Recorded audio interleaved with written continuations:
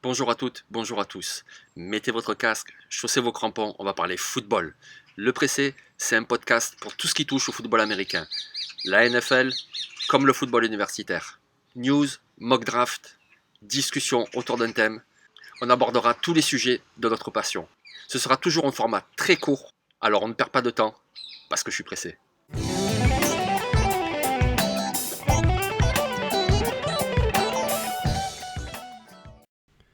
Semaine du Super Bowl. Yes, c'est trop bien, c'est trop bien. C'est trop bien et pas bien en même temps, puisque ça veut dire aussi qu'il reste plus qu'un seul match, putain, un seul match. Après, il faut attendre le mois d'août, la pré-saison. Bon, ok, il y a des choses avant. Il y a la free agency, il y a la draft, il y a tout ça. Mais bon, quand même, ce qui nous intéresse le plus, ce sont les matchs. Donc bon, c'est trop bien. C'est la finale du championnat, hein, pas la finale du Super Bowl. C'est le dernier match, c'est génial. Mais bon, il en reste plus qu'un. Bref, cette semaine, on va faire une spéciale Super Bowl. Et donc aujourd'hui, on va parler de deux joueurs. Alors, je ne vais pas vous parler d'Aaron Donald, je ne vais pas vous parler de Joe Burrow, ni de Jamar Chase, de Matthew Stafford. Vous savez tout déjà. Donc du coup, on va parler de deux joueurs dont on parle très peu, mais qui finalement sont très précieux aussi. Allez, on commence avec les Rams. Et on va parler du receveur Ben Skowronek. Oui, Skowronek, c'est pas évident à prononcer. Au Scrabble, ça vaut des points. Alors c'est un receveur, déjà, il a beaucoup de taille. Il est plutôt costaud. Receveur, oui, mais surtout utilisé en équipe spéciale finalement. Quand on pense équipe spéciale, on pense avant tout aux gars qui retournent les coups de pied, que ce soit le coup de pied d'engagement, que ce soit un retour de punt. On pense aussi aux spécialistes, donc les kickers, les punters. Mais en équipe spéciale, il y a aussi tous les mecs qui défendent ces coups de pied, qui défendent ces retours. Et ça aussi, c'est très important. Et Ben Skowronek est très bon là-dedans. Ben Skowronek, on l'a dit, c'est un receveur. Alors oui, bien sûr, il est là pour capter des ballons, mais. Ben Skowronek, c'est aussi un très bon bloqueur. Lorsqu'un coureur part d'un côté, il a besoin de bloqueurs. Alors évidemment, c'est avant tout le rôle de la ligne offensive, c'est également le rôle de tight end, mais les receveurs ont également un rôle à jouer là-dedans. C'est important qu'un receveur soit un bon bloqueur. Par exemple, N'Keal Harry des Patriots, c'est beaucoup décrié, mais il est très très bon dans ce rôle de bloqueur, avec les Patriots qui courent beaucoup. On se souvient par exemple à l'époque de Hines Ward. Alors ok, Hines Ward c'était quand même un super receveur, je compare pas du tout Skowronek à Hines Ward. Mais Hines Ward, je me souviens aussi de ça, c'était un très bon bloqueur, de la même façon que Larry Fitzgerald ou Julio Jones sont de très bons bloqueurs pour le jeu de course. Ok, Skowronek, c'est pas le même talent, je le compare pas ni à Hines Ward, encore moins à Julio Jones ou à Larry Fitzgerald. Mais son rôle de bloqueur est très précieux, et on le voit dans les matchs. Lorsqu'il faut ouvrir une brèche, il tient son opposant, il le repousse, il permet cela, et ça c'est très précieux. Mais évidemment, ça se remarque pas, ou très peu. Alors certes, avant tout, c'est un receveur. Évidemment, il joue également ce rôle-là en attaque.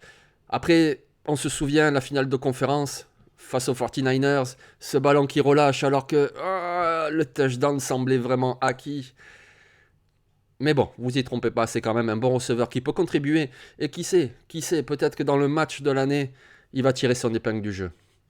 Skowronek, il a commencé à l'université de Northwestern, à Chicago. Il y était très bon, c'était vraiment un titulaire, et ce, dès sa saison freshman. Sa taille, son extension, sa façon de courir les tracés, des mains plutôt fiables. Même si là, en finale de conférence, c'était pas ça, mais des mains plutôt fiables. C'est un bon joueur. Ensuite, lui, le petit gars de l'Indiana, il a transféré dans l'université majeure de cette région, Notre-Dame, à même pas 2 heures de son domicile familial. Et là aussi, il a été bon. 5 touchdowns dans les airs, un en portant le cuir, et évidemment, toujours ce rôle de bloqueur. Donc, Ben Skowronek, non, ce n'est pas lui qui permettra aux Rams de remporter le Super Bowl, non. Mais gardez un œil sur lui. L'autre joueur dont nous allons parler maintenant, lui, est titulaire. Lui, vous allez le voir beaucoup. Mais lui aussi, c'est un peu un travailleur de l'ombre. Et lui aussi, comme Ben Skowronek, c'est un dur à cuire. On parle de Logan Wilson, le linebacker. Alors Logan Wilson, il est arrivé à l'université comme safety. Puis il a pris un peu de poids et il est devenu linebacker. Et avec l'université de Wyoming, c'était une véritable machine à plaquer. 94 plaquages pour sa saison freshman. Puis 111. Puis 99 l'année suivante. puis 105 lors de sa dernière saison universitaire. 35 plaquages pour perte en carrière. Également 10 interceptions, dont 4 sa dernière saison. Un joueur productif s'il en est. Il était également capitaine de l'équipe pendant 3 saisons. Le mental les gars. Lors du draft process, il s'était fait remarquer au Senior Bowl, cet événement si important de l'intersaison. Cette année-là, au Senior Bowl, les Bengals de Cincinnati étaient en charge des entraînements avec les Lions de Détroit. Donc ils ont vraiment pu l'évaluer de près. Nul doute aussi qu'ils l'ont reçu lors d'un entretien, puisque, comme lors du Combine, lors du Senior Bowl, toutes les franchises peuvent recevoir les joueurs lors d'entretiens privés. Et du coup, ils ont sélectionné Logan Wilson avec leur choix du 3e tour en 2020. Logan Wilson, il a commencé doucement sa première année, sa saison rookie. Il était utilisé avec parcimonie, il était dans la rotation. En 2021, il est devenu un titulaire indiscutable. 100 plaquages et 4 interceptions en saison régulière. Je vous disais que c'est un dur au mal. Lors de la Week 13, il s'est blessé à l'épaule. Il est sorti. Les médecins lui ont dit il y a peu de chances que tu puisses rejouer de la saison et l'intervention, l'opération chirurgicale semble la meilleure chose à faire. Même s'il reste un tout petit espoir. Eh bien Logan Wilson a saisi ce petit espoir. Il a dit non, pas cette année, c'est pas possible. On est en course pour les playoffs, moi je vais pas me faire opérer, je ne vais pas quitter l'équipe. Et c'est ce qu'il a fait.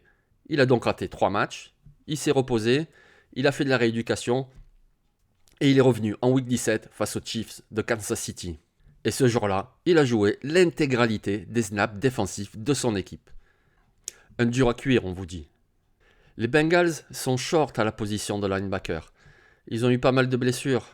Jordan Evans, Hakeem Davis-Gaither, Joe Bacci sont tous blessés. Reste donc que Jermaine Pratt, Marcus Bailey et surtout Logan Wilson. C'est lui qui relaye les appels du defensive coordinateur sur le terrain. Logan Wilson, c'est clair, sera un facteur de ce Super Bowl.